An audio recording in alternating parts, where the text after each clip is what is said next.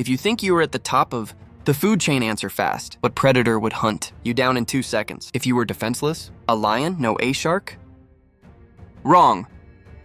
No one talks about this truth of prehistory, but it's real. Your worst nightmare isn't the T-Rex, it's the predator that attacks in packs and uses intelligence. If you had to choose between the slow, heavy roar of a T-Rex and the tactical silence of a pack of Velociraptors, what would be your choice of death? Your answer will tell you if you would survive here. The air burns your lungs, and fear is the only thing stopping you from quitting. You remember the flash, the fall, and the only thing that matters, the small pulsing machine in your backpack. It's the key, but it's also the beacon that attracts. You throw yourself behind a rusted piece of iron that was once time's. Square A shadow falls over you.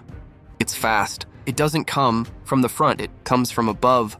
The curved beak and yellow eyes of a gigantic pterodactyl star at you. You are exposed. The end feels inevitable. But how did we get to this moment? What if you fell through a time portal and found yourself face to face with creatures science swears are long gone? Imagine Central Park, New York, not as a park, but as a humid primal jungle. You wake up confused amidst gigantic roots, and the first lesson is silence, because the first thing that finds you isn't a colossal monster. It's the irritating and fast Compsognathus, small but in packs. You run, understanding the first rule. Noise attracts bigger problems. You run toward a beacon of danger and hope. A broken skyscraper. As you climb, you feel like you are being watched. You're almost at the top when you hear the clicks. That's the tactic. It's not brute force, it's coordination. The Velociraptor doesn't hunt alone. They have eyes forward like scopes, judging your distance and speed with deadly accuracy. You see the first one? Its pace is calculated. It's not in a hurry. You remember the rule, the science that explains the predator is the only thing that can save you. You need a distraction. You throw yourself in the opposite direction, dropping toward a herd of triceratops. The raptor, seeing a bigger, slower target, shifts focus.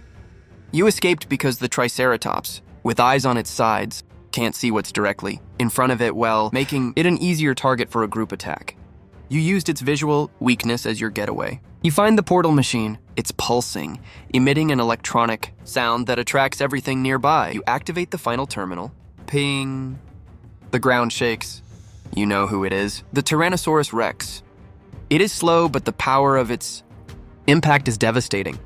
You run to the edge of the cliff. You remember the one chance you have against the T-Rex. The movement rule. The bet is if you don't move, it might not notice you. It approaches, its breath hot. You freeze. You become a statue. It smells you. It senses the machine, but doesn't see you standing still. But you have to get into the portal. The T-Rex gives up and slowly moves away, buying you a single second. You jump into the portal. Its roar of frustration is the last thing you hear. Before the flash, you are back, on concrete, on asphalt.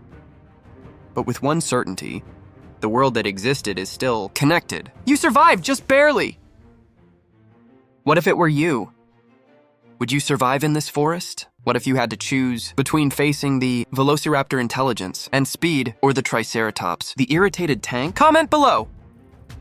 What if extinction never happened? Click the video on your screen. What if the T-Rex lived in the modern world and find out the chaos it would be? Drop a like and subscribe for more adventures.